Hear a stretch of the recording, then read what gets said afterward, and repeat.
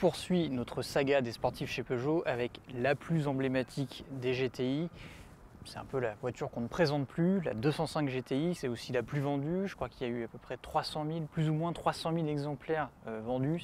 C'est énorme, aujourd'hui ça paraît incroyable pour une version sportive.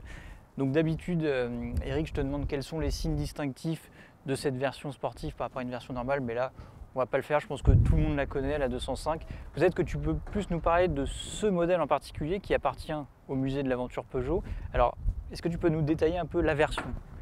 Donc là, on est sur une version 1,9 litre 130 chevaux, comme c'est écrit sur l'aile arrière. Et là, on a un modèle 89 qui est identifiable. Alors 88, 89, c'est difficile entre les deux, mais on a encore le tissu ramier qui rappelle le tissu qui avait été mis dans les 205 Turbo 16 série 200. Là, on a un exemplaire avec quand même pas mal d'options, toit ouvrant, il y a les vitres électriques, condamnation des portes, c'était tout ça des options à l'époque.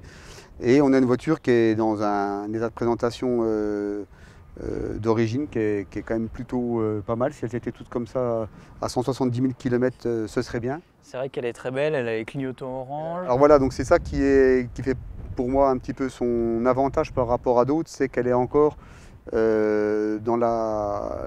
Alors il y en a qui se phase 2, phase 3, mais voilà, on est sur une restylée avec la nouvelle planche de bord, mais on a encore clignotant orange à l'avant et les feux du début à l'arrière. Et quelque part, pour moi, d'un point de vue de collection, c'est plus sympa qu'à partir de 91, des clignotants blancs et les nouveaux feux arrière fumés, etc. Ça, c'est des choix personnels. Il vaut mieux avoir une magnifique auto de 92 qu'une 89 ruinée. Mais là, on a la chance, on a une 89 en excellent état. Donc voilà, c'est quand même sympathique. Alors, les petits détails de l'époque, hein, le petit déflecteur pour qui ait plus de poids sur l'essuie-glace à très haute vitesse. Voilà, les petits détails comme ça qui font sourire aujourd'hui parce qu'on a perdu l'habitude, mais néanmoins c'était important dans les années 80, ces petits détails esthétiques. Ouais. Quelles sont les versions vraiment qui crèvent le plafond au niveau prix, je dirais? Quelle est la version aujourd'hui qui est la plus chère sur le marché de l'occasion? C'est la GTI Griffe. Là, il n'y a pas de...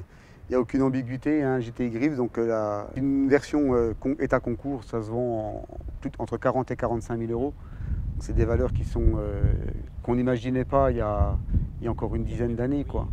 Et une très très belle GTI. Faut reconnaître qu'aujourd'hui, des exemplaires qui le méritent se vendent au-dessus de 20 000 en une demi-journée.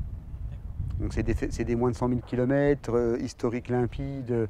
Donc c'est vrai que le conseil pour acheter une GTI, si on doit en donner un, c'est d'y aller, si on ne connaît pas, c'est d'y aller avec quelqu'un qui connaît parfaitement. Ah bah, j'ai une 1600, je l'ai mis en 1900, ou l'intérieur qui n'est pas conforme. Donc déjà, moi j'ai une règle, hein, s'il n'y a pas de conformité entre déjà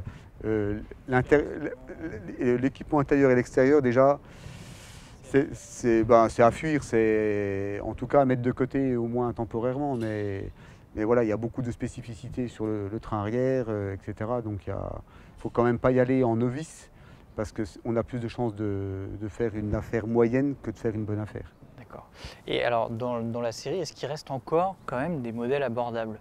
Je pense par exemple au modèle 1,6 litre, est-ce qu'elles sont un petit peu moins recherchées? Alors un petit peu moins, mais quoique, on a toujours dit, alors en 1,6 litre, il y a la 105. Donc pour certains collectionneurs, c'est la GTI. Voilà, c'est celle qui a été présentée en mars 84, Gris Futura.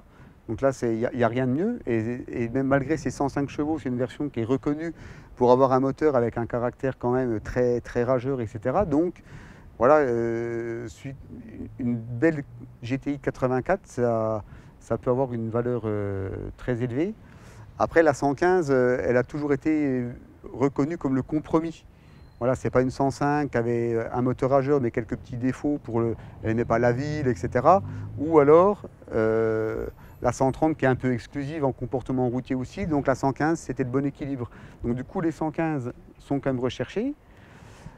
Donc je pense que dans ce genre de voiture, c'est toujours le compromis. Historique limpide, état général, alors restauré ou pas, parce qu'il y a des très belles restaurations. Alors on est bien placé pour en parler, puisque nous restaurons les voitures de nos clients, et en 205 GTI, on est capable de sortir des voitures neuves sans aucun problème. Donc une voiture restaurée, oui, selon comment ça a été fait, etc.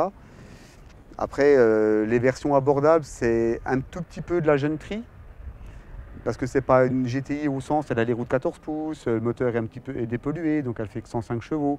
Mais néanmoins, une très belle jeune tri, c'est compliqué à trouver. Il y a beaucoup de vertes, il y a très peu de beige. Alors l'idéal, c'est celui qui veut la rareté, c'est une Gentry beige, maille fer intérieur beige. Donc là, c'est pas facile. Et puis après, les cabriolets qui étaient un petit peu délaissés parce qu'ils n'avaient pas le train avant triangulé de la berline. Donc était franchement, oui, bon, de toute façon, il n'y a de GTI que le moteur et les sièges. Et maintenant, vu la flambée des prix de la GTI, les CTI ont revu leur cote remonter. Quelque part à juste titre, parce que pour rouler, pour se faire plaisir, il y a l'essentiel dans un cabriolet CTI aussi. D'accord. Donc en fait, il n'y a pas vraiment de mauvaise version, ça dépend des sensibilités, du budget bien sûr. Est-ce qu'il y a quand même des points à surveiller? Alors tu parlais des intérieurs dépareillés ou des choses comme ça. Est-ce qu'il y a des points faibles ou à l'inverse des points forts? Je pense par exemple à la fiabilité mécanique. Je crois que les moteurs sont extrêmement robustes et peuvent atteindre des kilométrages assez impressionnants sans rencontrer de soucis. Mécanique, on n'a pas de problème. Moteur 300 000, 350 000 sans autre entretien que ce qui était préconisé, échange de distribution, des choses comme ça. Après, c'est franchement, il faut regarder la caisse, parce que c'est quand même il y avait de l'anticorrosion à l'époque, des traitements déjà assez perfectionnés, mais c'est des voitures qui ont de toute façon une trentaine d'années. Donc, selon les régions, selon l'utilisation, il peut y avoir quand même des surprises. Et en général, ce sont rarement des bonnes surprises. Donc, il faut être attentif. Sous-bassement, liaison aile arrière, bas de caisse, aussi les doublures d'ailes, demi-façade, enfin les points sensibles de la 205 qui sont connus. Mais il faut vraiment faire une inspection comme il faut parce que on a des clients qui viennent avec des voitures qu'ils estiment saines, mais quand on fouille un peu, c'est compliqué. C'est compliqué, ouais, et puis après, bon, on peut tout refaire, c'est une question de rapport de raisonnable entre la valeur de la voiture et ta concours et le budget qu'il faut y mettre pour y arriver. D'accord, bah merci pour ces précieux conseils. Je suis sûr que nos internautes sont déjà en train de regarder les annonces. À la prochaine. À la prochaine, Matt.